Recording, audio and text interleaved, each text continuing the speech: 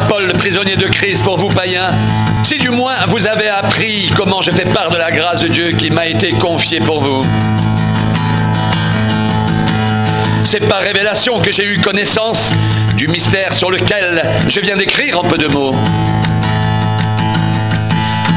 En les lisant, vous pouvez vous représenter l'intelligence que j'ai du mystère de Christ.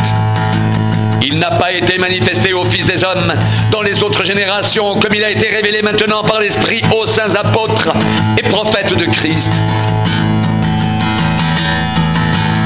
Ce mystère, c'est que les païens sont co-héritiers, forment un même corps et participent à la même promesse en Jésus-Christ par l'Évangile, dont j'ai été fait ministre, selon le don de la grâce de Dieu qui m'a été accordé par l'efficacité de sa puissance.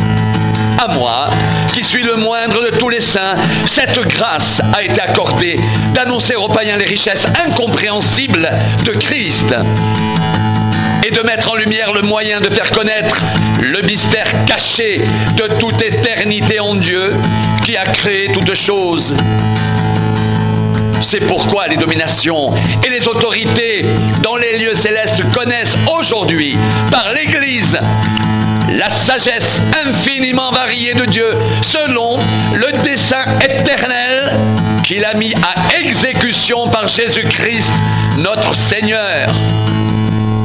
En lui, nous avons par la foi en lui la liberté de nous approcher de Dieu avec confiance.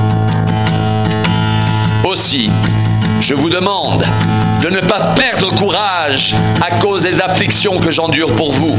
Elles sont votre gloire. À cause de cela, je fléchis les genoux devant le Père, de qui toute famille dans les cieux et sur la terre tire son nom, afin qu'il vous donne, selon la richesse de sa gloire, d'être puissamment fortifié par son esprit dans l'homme intérieur, en sorte que Christ habite dans vos cœurs par la foi.